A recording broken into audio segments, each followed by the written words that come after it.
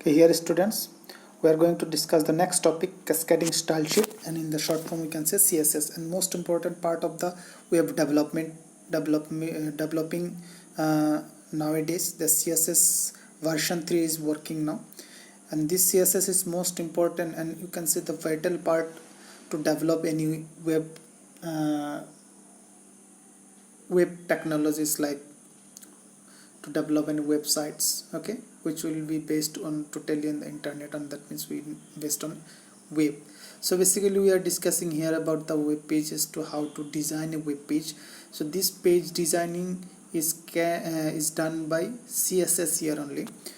Most of you have got that the knowledge about using different colors of the pages, background colors, giving style to the text, inserting image and doing the different styles. So all the pages and all the styles that you provided, you have done till class 8, these were simply CSS. Without CSS it was I can say HTML4 versions, but we are discussing here HTML5. So when it comes about HTML5, we must know about CSS.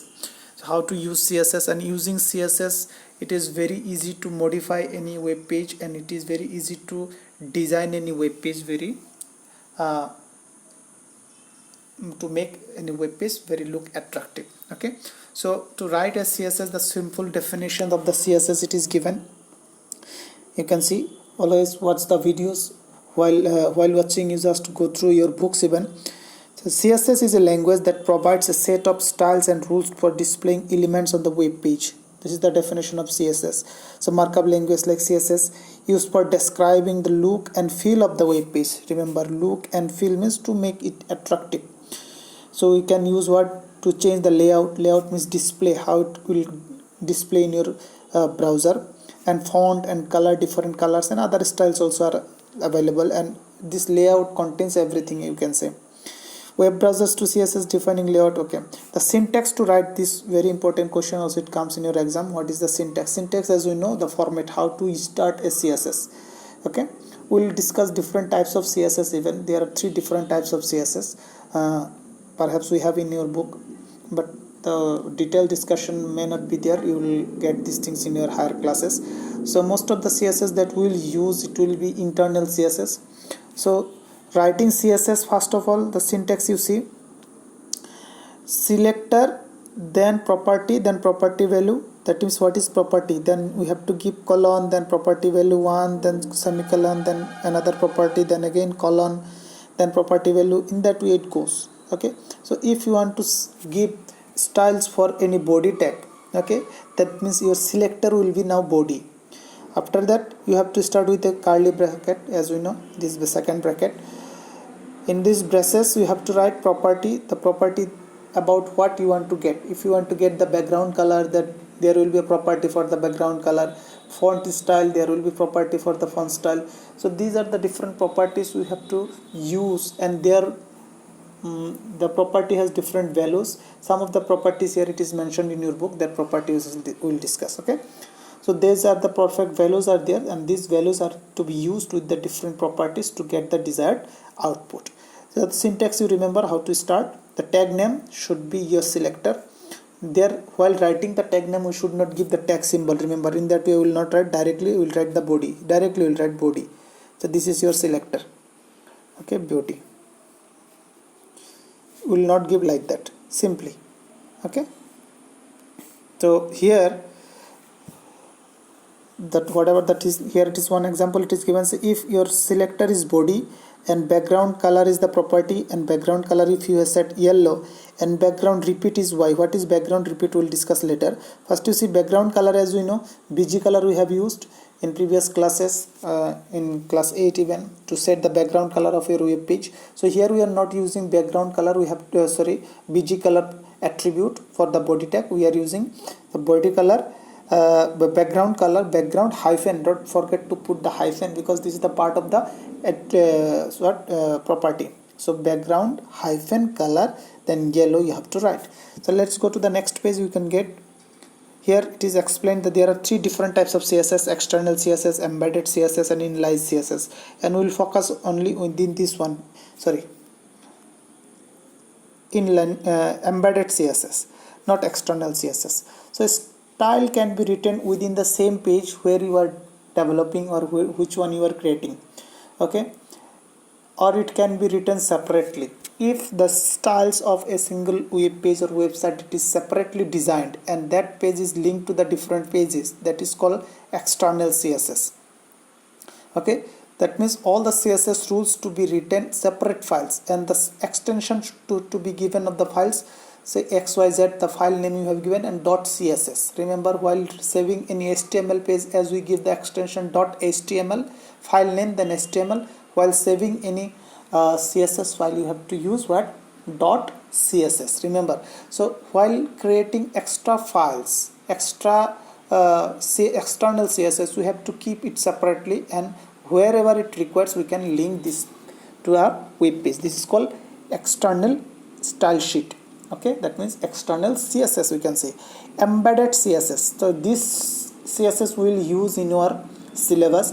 So all the CSS of external CSS should be written within these two tags, that means style and style close, and it should be written before body. Remember, it should be written in the head tag. In the previous class we discussed about the different parts of a web page, what a head section and body section. In the head section we used to write the supplementary things, okay, which will help the body sections. So this one can be say that we can say this is the supplementary informations we can use in the head sections. So embedded CSS or embedded style sheet should be written within the head and it should be closed before body. Remember, before body we have to close. This is called embedded CSS, or it can be said as internal event, internal. And inline CSS, what is inline? That means within the tags, within the body tag, within the other tags that we use, within the tag if we use the CSS, this is called inline CSS. Okay, practically I will show you how to use these three types of CSS while school will resume. That time I will show you in the practical lab.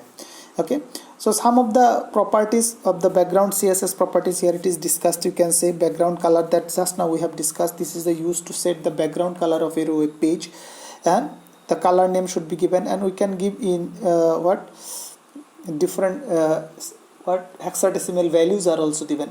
So values also can be given. Some values are there. I will show you what are the different values can be used. So here the example it is given. You can see what is the example background color. If it is given pink as the body color, then the whole body of your web page will be pink. Background image, using this property we can set background image of your web page within the body.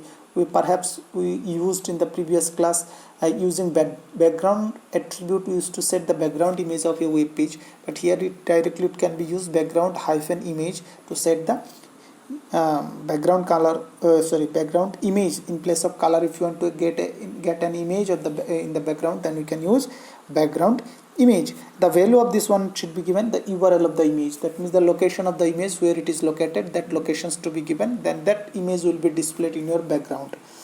So example it is given here. So background image, then URL flower.jpg, that means one image is there, that flower will be displayed in your background. Background position, after inserting the image you can set the background. Sometimes we can see some images are repeating in the X direction, Y direction, both.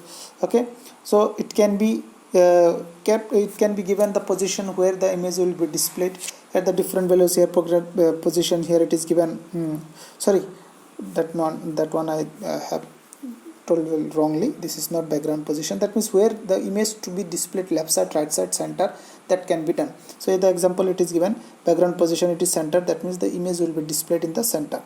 Other things are also it is given, okay, left, right, center, top, right, wherever you want to display it can be given.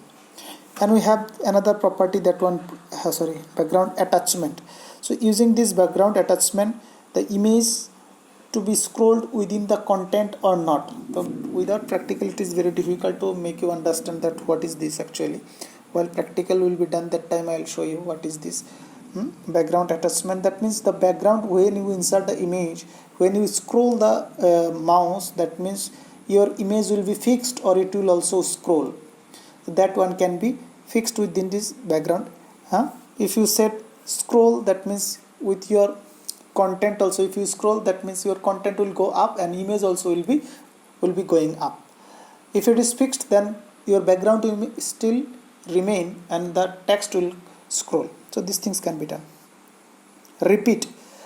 So some of the images can be repeated in the background. If you want to repeat that one, by default it repeats. So there are different values. By default it goes for the repetition. Then we can do only X direction, only Y direction, or no repeat. If we use no repeat, that means only one image will be there. If you do X, repeat X, that means only X direction. As we know, X direction, Y direction, if you see in a graph, so this is the graph. What is X? This is one is X and this one is Y. If we do X direction, that means your, if it is, this is your image, then in that way the image will be repeated in your screen. If you do what? Y, that means in that way your image will be repeated. Okay, the example can be seen here. Here you can see by default it is repeating in the XY both direction, but if you do only X direction, now you can see the only X direction pages are repeated. One, it is here, very example it is given here. Only background color it is set as yellow, so here yellow color that is not, cannot be visible in your book.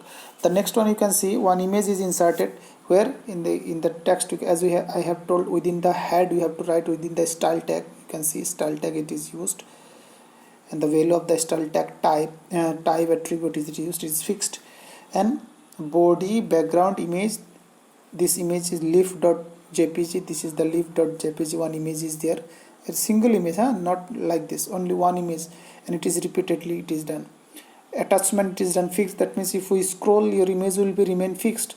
Background repeat, if it is done it is repeat. For this repetition, both the direction X, Y both repeat. The first one it repeat, that means in the X direction, Y direction, both direction it repeats. But if we do only background repeat X, like this, repeat X, then it will be done only X direction repetition.